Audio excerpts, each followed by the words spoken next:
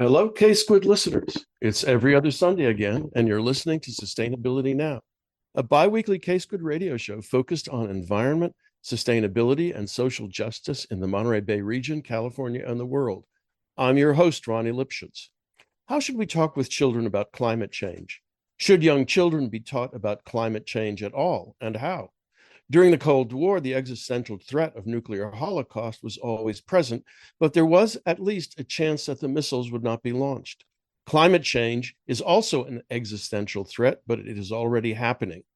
My guest today is Dr. Elizabeth Bagley, Managing Director of Project Drawdown, who has written and spoken about these questions. She holds joint PhDs in environment and resources and educational psychology from the University of Wisconsin at Madison, where she studied how video games can encourage systems thinking about complex environmental topics. Dr. Elizabeth Bagley, welcome to Sustainability Now. Thanks for having me. Why don't we start with some basic information? You're managing director of Project Drawdown. What is that, and what do you do there? Well, Project Drawdown is a US-based nonprofit that is focused on stopping climate change as quickly, safely, and equitably as possible. We work in three main areas. They all start with S to keep it simple. The first area we work on is science-based solutions and strategies to stop climate change. We also work with stakeholders, folks like corporate leaders, philanthropists, and impact investors on levers that they can pull to stop climate change. And we work on storytelling, really shifting the narrative from doom and gloom to hope and possibility. So science, stakeholders, and stories are the three things that we work on. I have the incredible privilege of working with our team of 19 folks as the managing director, and I work really closely in different capacities with our directors and the rest of the team on making sure that everybody has what they need in order to bring their best selves to solving climate change. Well, what's your educational and experiential history? How did you get into this? And you know, what's that? The background, your background. If we want to go way back in time, I grew up on a sheep farm in Wisconsin. And the reason the Wayback Machine's kind of helpful is just that I grew up outside a lot, really connected to the natural world. And that's been a thread that's pulled through even to today when I live in Southeast Alaska here and have lots of access to nature, not so many sheep, but lots of nature. Mhm. And my educational background was a focus on zoology. It's really a biology degree as an undergrad. I taught high school science through Teach for America for a couple of years and got really interested in how people learn about the environment. I taught in a really under-resourced community in South Louisiana and was really interested in how do we bring people under the tent of caring for and taking action for the environment? So I went back to graduate school where I studied educational psychology and environmental science. And that was a really interesting pairing because I wanted to understand, how do people know about, how do they care about, how do they act on the environment? What are some ways where we can meet people where we're at? And the path I took in graduate school was actually designing video games. So designing really interactive ways for people to explore and uncover aspects of complex systems that are often completely opaque to the naked eye, right? How can we take things that are really complex and make the invisible visible so that people can manipulate variables and start to understand where our leverage points or our action spaces are in these systems. So that's what kind of formal education through focusing on on educational psychology and environmental science. I then went into educational entertainment where I designed video games at Leapfrog, which is a company based in the Bay Area focused on educational entertainment for 3 to 9-year-olds. And I loved that. I loved the creativity. I loved thinking about, how how can we use technology to engage young people in learning about science? And then I had an incredible opportunity to work at the California Academy of Sciences, where I ended up being the director of sustainability. And that was such a great experience to work with all sorts of folks and to work with, 1.2 million guests coming through the door every year. That was a really great place to have conversations about sustainability. And then you went to Project Drawdown after that? And now I'm at Project Drawdown and was originally hired to lead Drawdown Learn, which is the the part of the organization. It doesn't exist in that form anymore, but it was a part of the organization that created the Climate Solutions 101 videos. That I would Hmm. highly recommend folks checking those out if they want to learn about the science behind climate solutions. Hmm. We know that there's a lot of content out there about the science behind the problems. There's not a whole lot of content about the science behind the solutions. What solutions do we know that actually work in the world today? And that's what Climate Solutions 101 really highlights. Yeah, I want to get back later on to the systems and video questions, but let's go and talk about children. All right. So children get exposed to all kinds of unpleasant things these days, especially given near ubiquitous digital access. And I don't want to flaunt my age, but I think back to the hot days of the Cold War, I think probably before your time, during the 1960s and the threat of nuclear war. And at that time, no one really talked to us about it, either in school or at home. So, how do kids learn today about climate change? I had a slightly different response that I want to bring up, and Absolutely.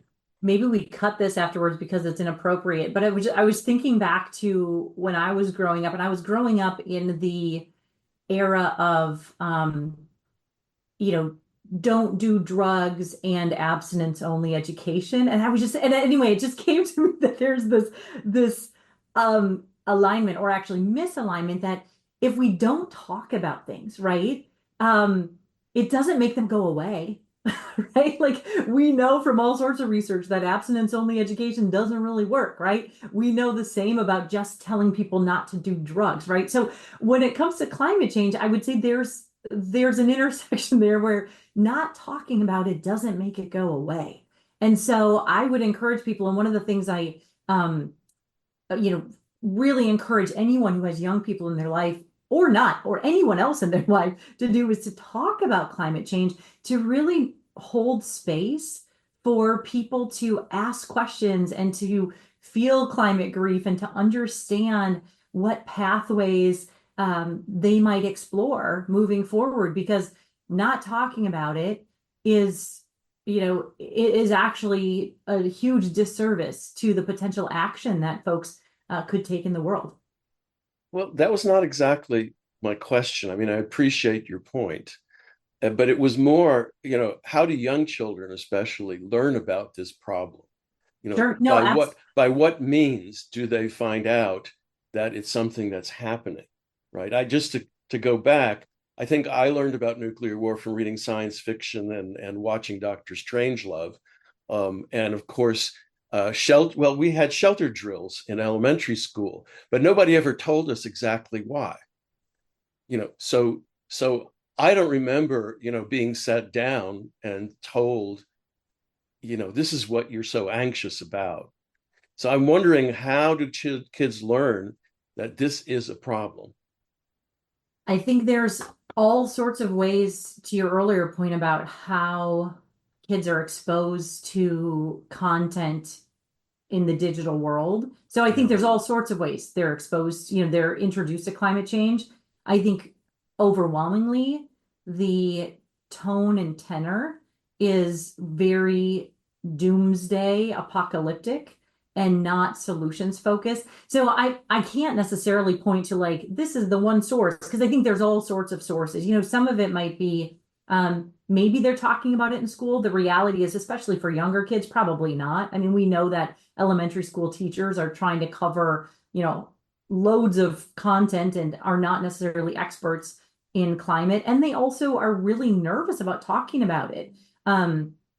Quick aside, I helped create a learning community, a faculty learning community for California State University system faculty members who were teaching everything from, English literature to criminal justice and everything in between. And they wanted to bring climate solutions into their curriculum because they realized that their students were asking for it, but as faculty members, they were really nervous about how to talk about it. And they were really nervous about having students show emotion, right? Get really sad, get really upset. Mm-hmm. So there's definitely it's similar and maybe even stronger for elementary school educators, right? Where they don't have a whole lot of experience with climate work and how to talk about climate change. So the short answer to your question is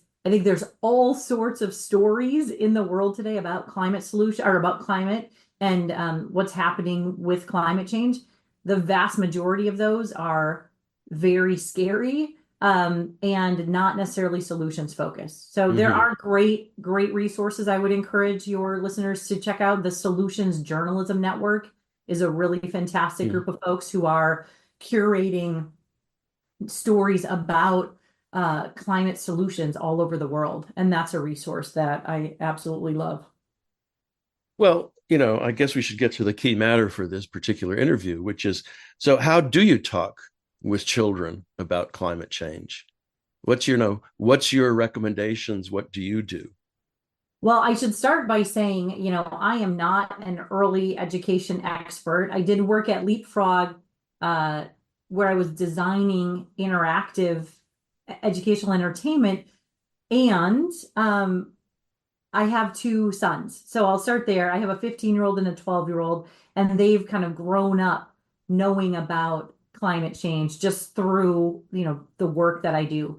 So I think going back to what I said earlier about where can we start, I think a really powerful place to start is actually with listening, right? And having conversations about climate change and actually talking about it, right? Not sweeping it under the rug, but listening, creating a space for kids to talk about what's bothering them or what they heard and really collaborate on finding answers, right? If they don't know, if there's a question about, hey, if they have a question about something related to climate change, how can we work together to figure out what kind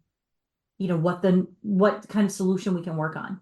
So one thing is, I think, holding space, and especially as grown-ups, listening and just really making sure that they feel heard. Another thing that I encourage folks to do is find a way to take action. Climate change, especially as a global problem that has all sorts of impacts that can seem really overwhelming, and they are quite overwhelming, is to find a way to take action more locally. And it could be donating to an organization. I know some young people who, maybe they have a paper route or maybe they babysit and they have saved some of their money. Actually, we have a few young people who have donated to Project Drawdown, and that's always so heartwarming to know that some young people have been saving and donating to a nonprofit that they care about, or working in the community on different actions that are going to have an impact, so that they can see that they can do something, that they're not powerless, right? That's one of the things that I think with young people we want to be really careful about, that they don't feel powerless, that they feel supported, they feel heard, and they feel like there's a pathway for them to move forward. You're listening to Sustainability Now. I'm your host, Ronnie Lipschitz. My guest today is Dr. Elizabeth Bagley, Managing Director of Project Drawdown. And we're talking about partly how to talk to children about climate change. But I want to get, I know you haven't been doing teaching lately, but I want to get to this question about how education is performed in the United States. I'm not quite sure what the best term for that is. And of course, this is heavily biased by my remote experience, right? But I would say that especially in K through 12, but also in college, I mean, I was a college professor for 30 years. it's often about telling students how things are, but not saying much about why things are that way. And I think that gets in part to your point about critical thinking. And that's especially true in social studies. And somewhere, maybe it's in one of your other interviews, you mentioned, I think, that there's a lot of pressure on teachers to be balanced or neutral.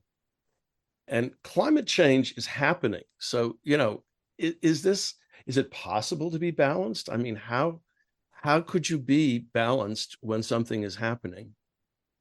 When I think about the roles that teachers play, I I would really encourage teachers to make sure that when they bring climate change and specifically, hopefully climate change solutions into the classroom, that they they do that with an understanding that it's a really complex system, but there are pathways forward.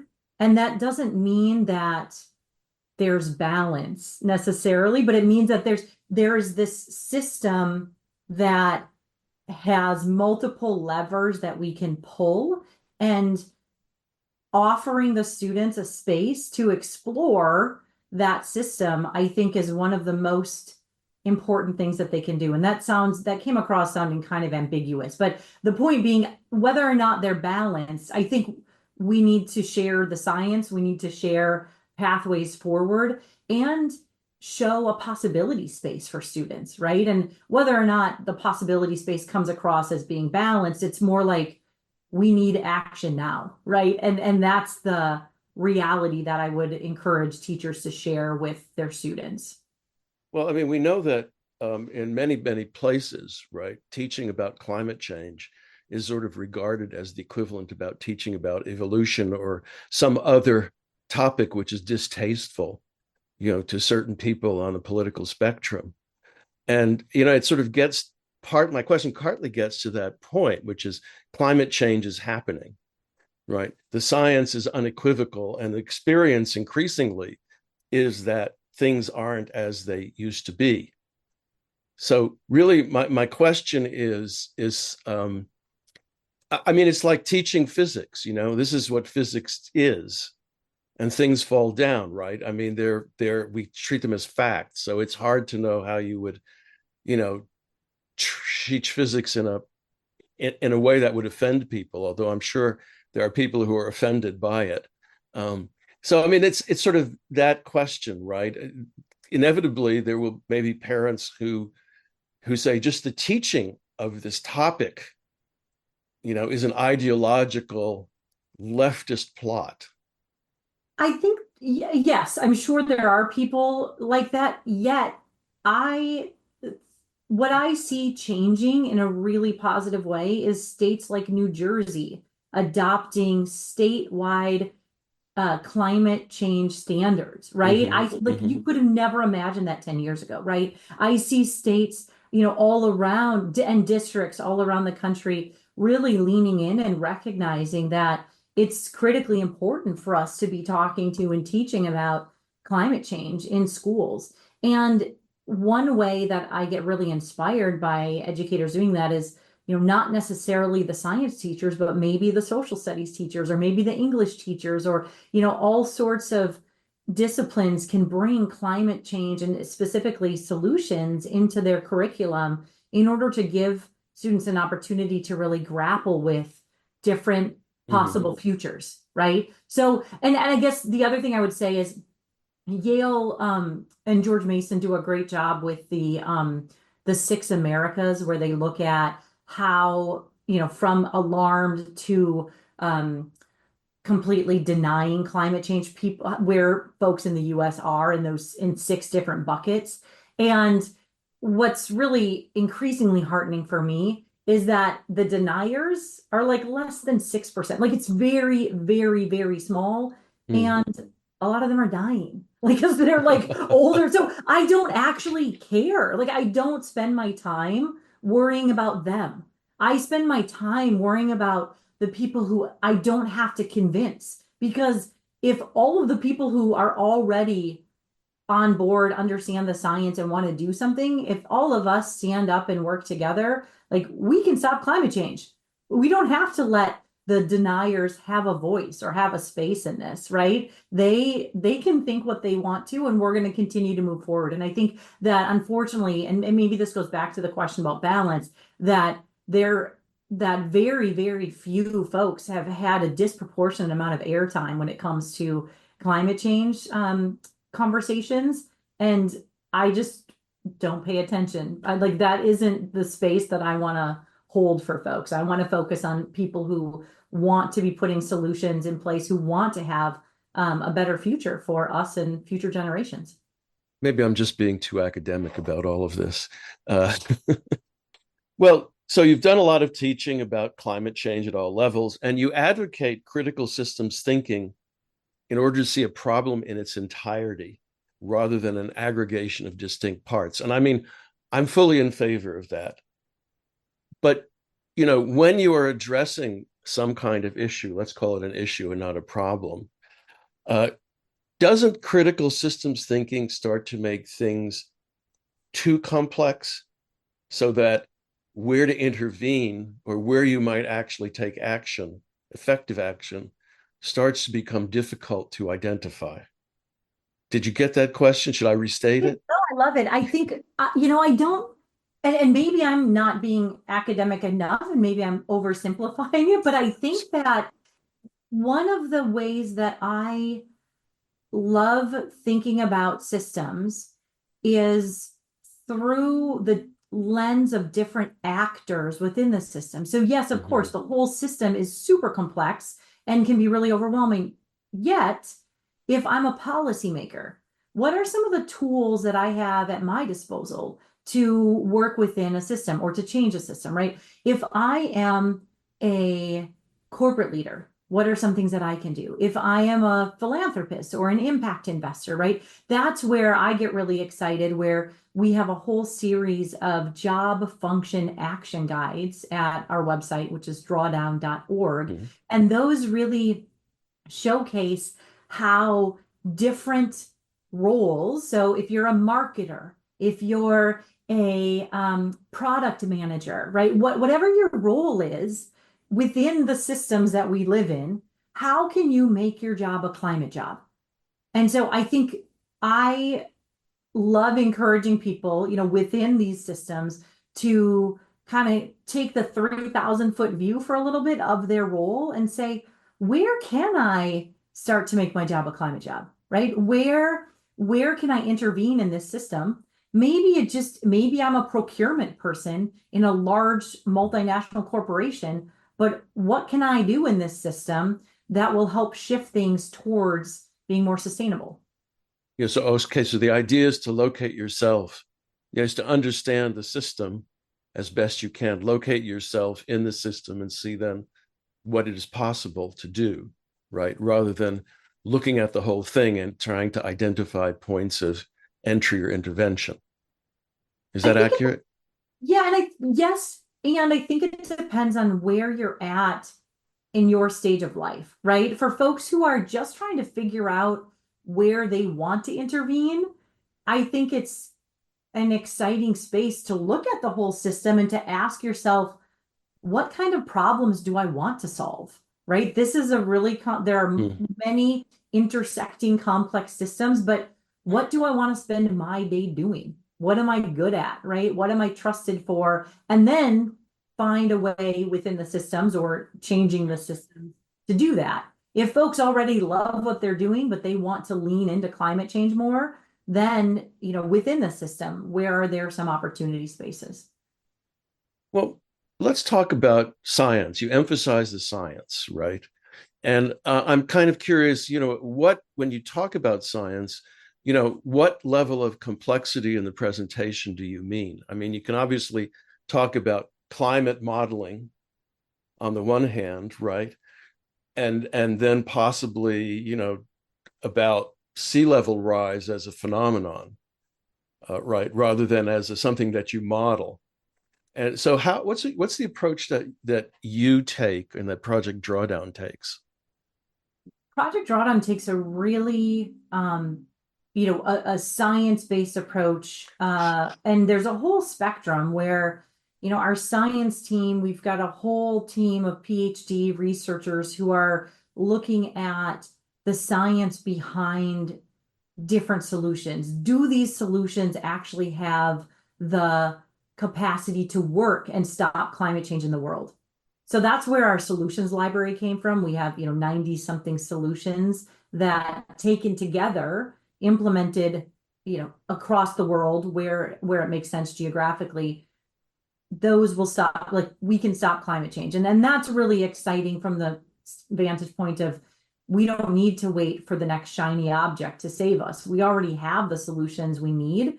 And so that science helps us understand that solutions exist and we can do this. So that's some deep science.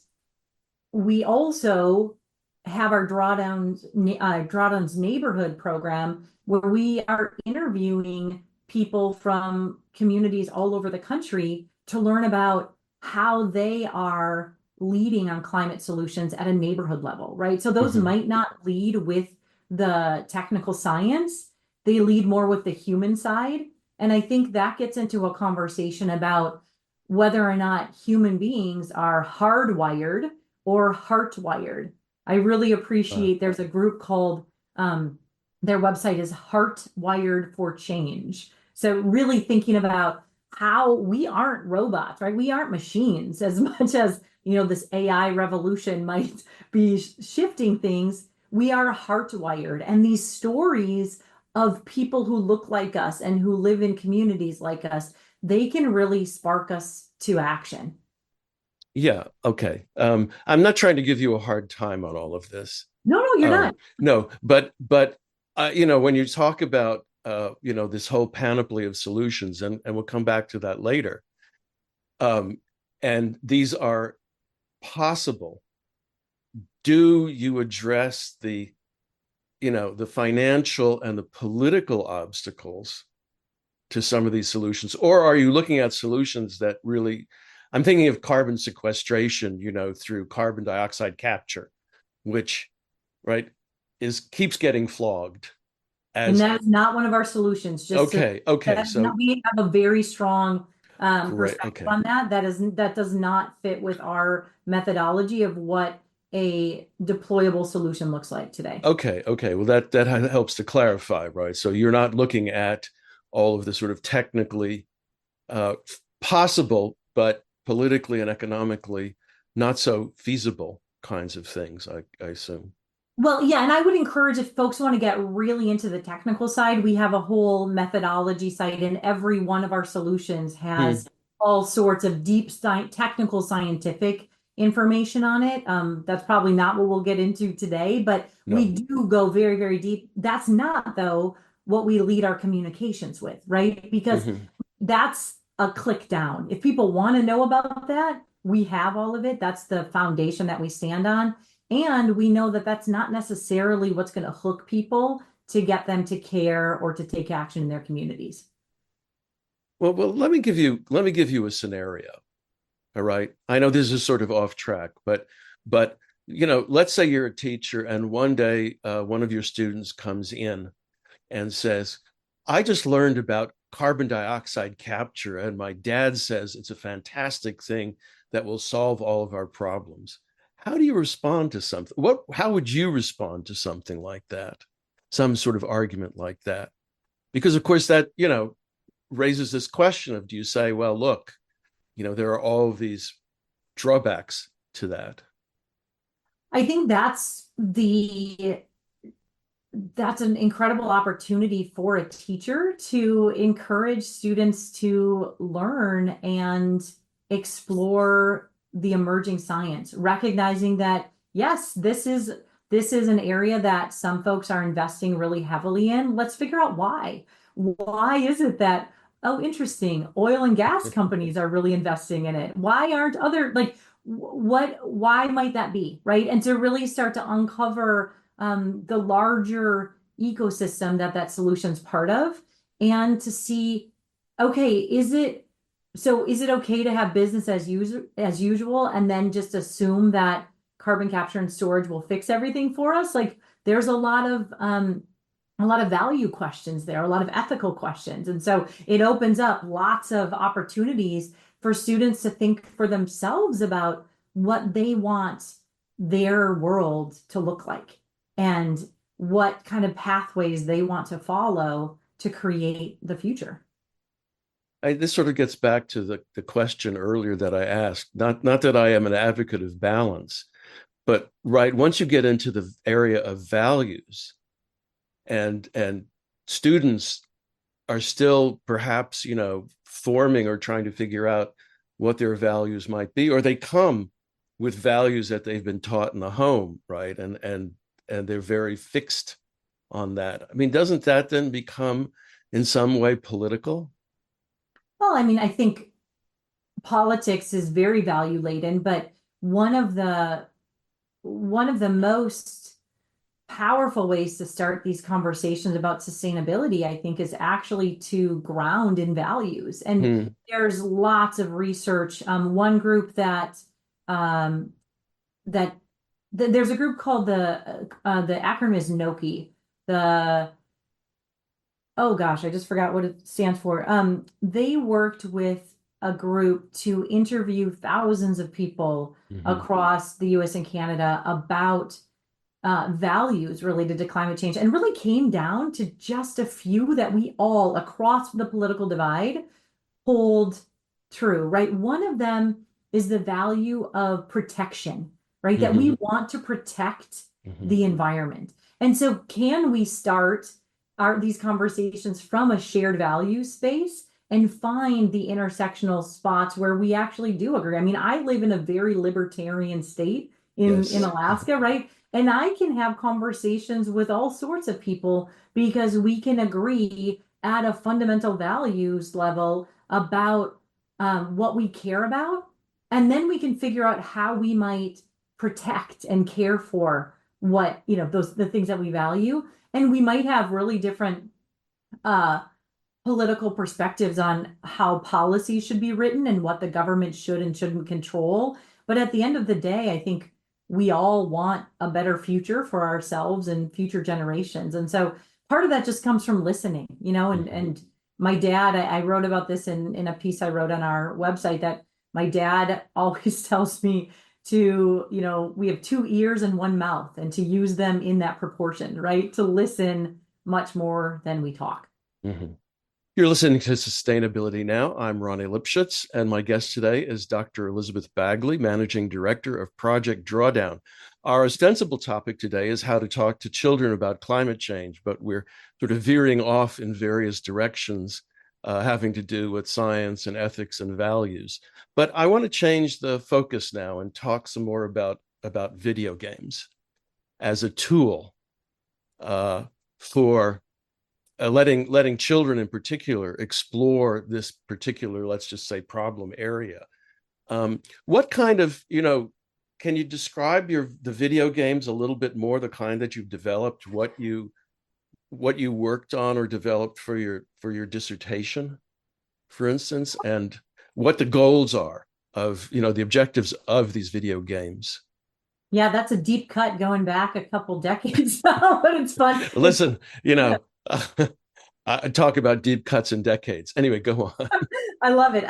So in the lab that I worked in, we were really interested in how people become professionals, and by that, how do they develop the ways of knowing of a particular profession? So I was specifically interested in how do people develop the ways of knowing of being an urban planner, because urban planners need to be able to juggle all sorts of different variables that include people. Some are much louder than others, and environmental factors and economic factors, right? And so the way that I developed the game that I wrote my dissertation on was actually I audited urban planning practicum practica classes, right? To learn about how do professionals learn to be professionals, right? What are the epistemology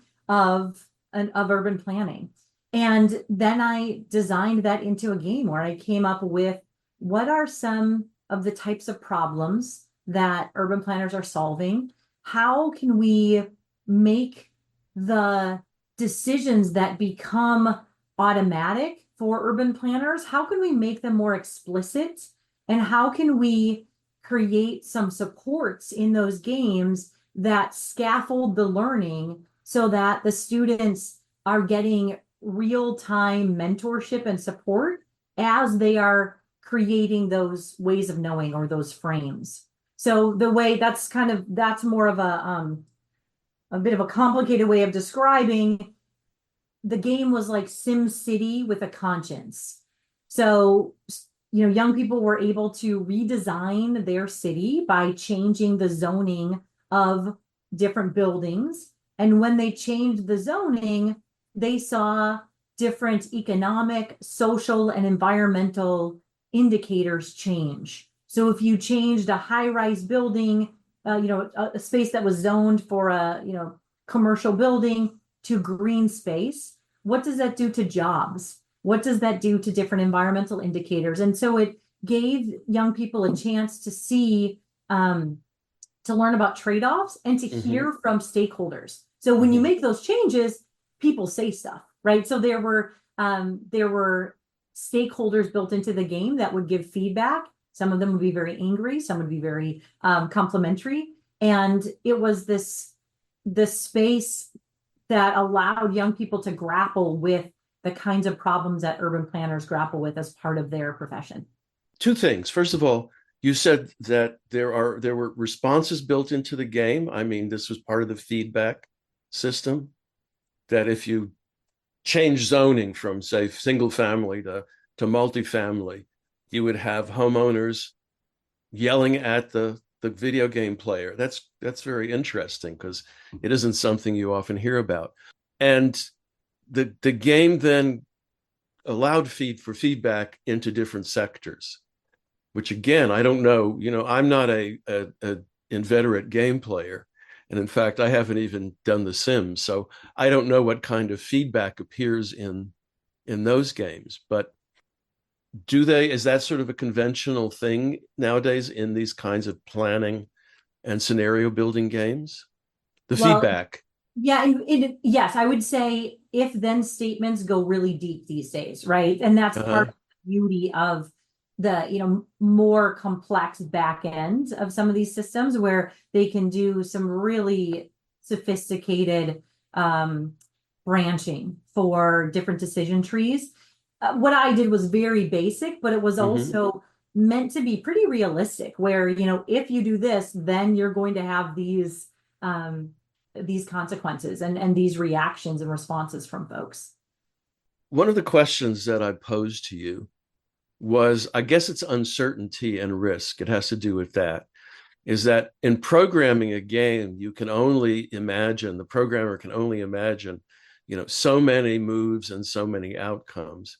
And frequently actions in the real world lead to unanticipated or even unimagined consequences. I can point to Fukushima, right, where I think it was the cooling pools were put on top of the buildings and the pumps were put at the bottom.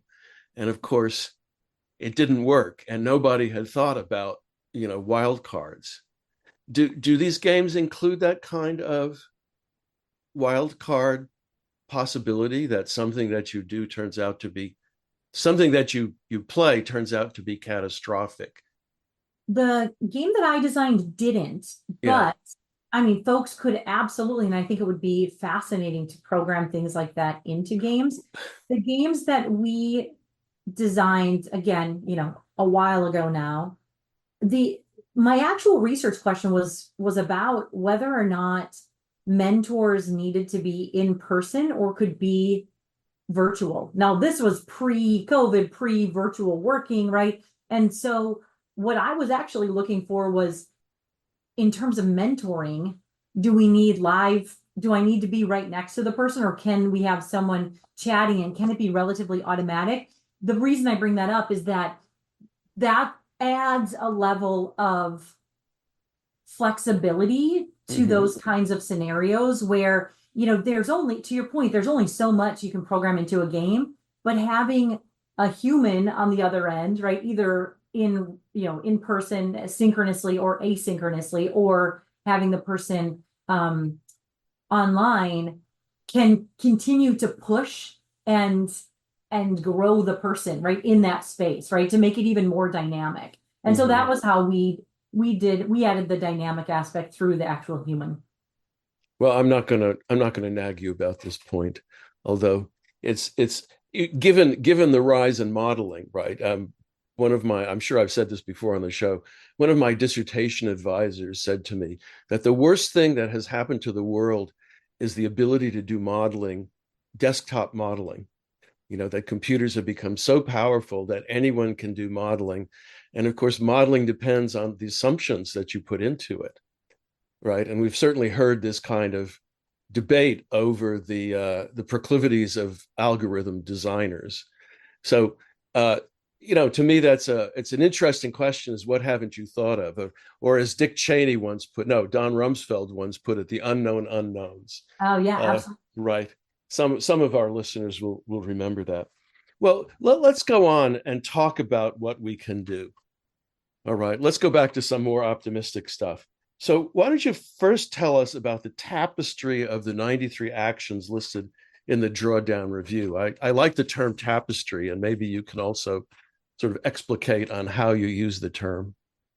Well, that term actually is all thanks to Dr. Catherine Wilkinson, who wrote the Drawdown Review back in 2019, and it came out in 2020, which is really the idea that there's no one solution to fix climate change, but rather an interwoven strands that create a tapestry. Sometimes we talk about it as a mosaic. I actually think I like tapestry a bit better because of the interweaving aspect of it.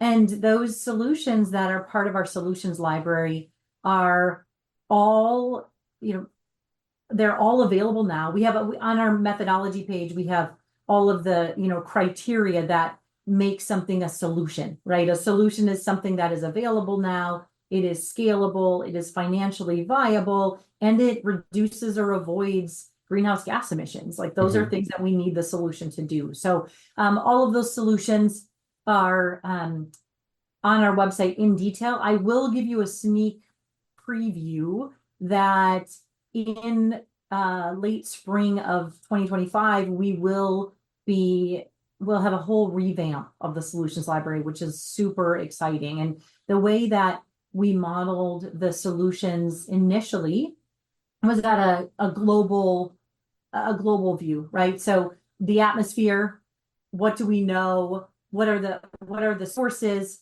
What are the solutions to those sources? But there was no geographic focus. And now this, thanks to lots of advances in data science and in geospatial analysis, we're able to say, okay, so you live in, Menominee, Wisconsin. What are some of the solutions that are the most impactful for your location? So we're moving in that direction, which I'm really excited about for lots of reasons, a lot more actionable for communities, for policymakers, for investors and philanthropists, for corporate leaders thinking about, a corporate leader thinking about their supply chain, right? What are some of the risks and what are some of the solutions that they can put into place? So stay tuned. That will be coming out, in the next year. You're listening to Sustainability Now. I'm Ronnie Lipschitz, your host. My guest today is Dr. Elizabeth Bagley, Managing Director of Project Drawdown. The ostensible topic is how to talk to children about climate change, but we've just been discussing the tapestry of solutions that Project Drawdown has offered in its Drawdown Review. And can you give us some examples of what kinds of actions are listed in that, amongst the 93, just so our listeners get a better sense of, scale and scope and the like? Oh yeah, absolutely. All of this for folks who are interested is on drawdown.org under our climate solutions library. And you can filter the solutions by different areas. When we think about climate change, it seems very, very overwhelming. And the reality is that there's actually only a handful of sources of those heat trapping greenhouse gas emissions.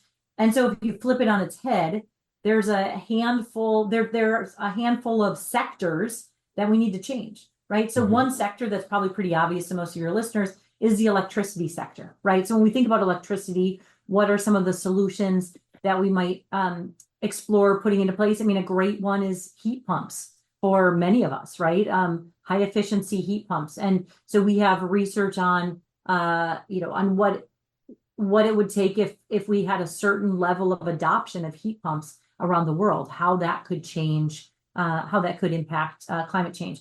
Things like insulation, that's something that many of us can do, and it's quite inexpensive, right? Making sure that our homes and workplaces are insulated. Thinking about other solutions in the electricity sector, rather, something like a smart thermostat, right? Those are some of the solutions that we have in that sector. Another area that is sometimes surprising to folks, that's still about 25% of global greenhouse gas emissions, is actually food, agriculture, and land use. So thinking about how can we encourage more plant-forward diets? How can we reduce food waste? Those are huge solutions in those spaces. And if folks want to learn even more, especially about food waste, we have another great group we work with called ReFed, REFED. ReFed does great work related to food waste. And, that's one of our solutions.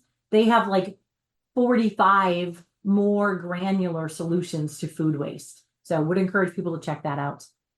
Yeah, on one of your interviews, I think you talked about composting. And maybe you can kind of expand on how you would present this, and particularly the other question has to do about action at the community level.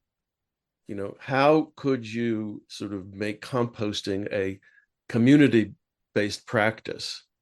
There's a great website I would encourage folks to visit called Change X. So the word change and then the letter X. And Change X has a whole slew of projects that you can do in your community with 5-step guide. So they've taken great ideas from places all over the world. They've come up with 5-step guides. One of them is community composting. So I'd encourage folks to check out the community composting guide. At Project Drawdown, we don't have a step-by-step guide on how to do it. Our expertise lies more in yes, this is a solution that will help stop climate change. And then other partners have taken it a step closer to implementation. So that's a great group to learn more about it. I would also encourage folks, if they're interested in policy change related to that, to look at municipalities that have implemented community-wide compost programs supported by the municipality, and then see whether or not it makes sense for their community. In our last few minutes, you mentioned one of the 3 areas in which Project Drawdown works is storytelling. And tell us a story about storytelling. We have a great team focused on uplifting the voices of BIPOC, so Black, Indigenous, people of color around the country on climate solutions. So we just launched our Drawdowns Neighborhood Bay Area, where we interviewed folks who are doing really incredible, really diverse work across the Bay Area. And there are a number of other communities that we've visited throughout the last couple of years. And so I'd encourage people to check them out. I think it gives people an opportunity to see people who are not, necessarily PhD educated scientists working on climate solutions, but just people who care a lot about their community and are finding a way to make their communities better. And so I love those stories. That connects to the heart-wired piece, where we want to connect people to action, and one great way to do that is through the heart and through stories. Can you give us an example? I mean, a more concrete example of a story, or is that too much? No, it's not too much. It's really hard for me to pick. I'm like, I don't want to play favorites. But I had a chance last year during New York Climate Week, we launched our tri-state series, and actually Claire Kitongo is from Pittsburgh. She was one of the first people we interviewed. And Clara talks about her work doing her work in Pittsburgh and the way that she has found a voice through her climate solutions work. I'm not doing it justice. I would encourage you to check out the video. So all of these stories have video interviews with folks, as well as for educators, discussion questions that help folks go deeper and learn more about what the interviewee is talking about. So we really tried to design these for educators to use with their students. Mm-hmm. Well, last question. You've written that we need to bring hope and possibility to our conversations, actions, and communications with children. How do we do that in light of perhaps some of us being a bit cynical after 40 years of watching, efforts to address climate change? Well, I might toss it back to you and say, like, what would it take to be hopeful, right? I mean, I get excited, and what grounds me is that we are the people who are lucky enough to be alive at this moment in history, right? So we have a choice to make, right? We can either sit on our hands and just be despondent and cynical, or we can step up and choose to write the next chapter of life on Earth that we want to leave to our children and our children's children. So for me, it actually isn't there. It's not really a choice. It's like, yeah, I'm super privileged to have this opportunity. I get to write the next chapter of life on Earth. Let's do it, regardless of what's come before, right? Like, let's find ways to work together to create this incredible world. So I guess I would just ask people, how do they want to show up? How do they want to contribute? If folks are cynical, they can be cynical. I don't necessarily, I'd love for them to join in whatever way makes them feel like they can be part of a solution. Well, that's a really inspiring point on which to end our conversation. So, Elizabeth, I want to thank you for being my guest on Sustainability Now. Thanks so much for having me. If you'd like to listen to previous shows, you can find them at ksquid.org/sustainabilitynow, as well as Spotify, YouTube, and Pocket Casts, among other podcast sites. So thanks for listening, and thanks to all the staff and volunteers who make K-Squid your community radio station and keep it going. And so until next every other Sunday, Sustainability Now.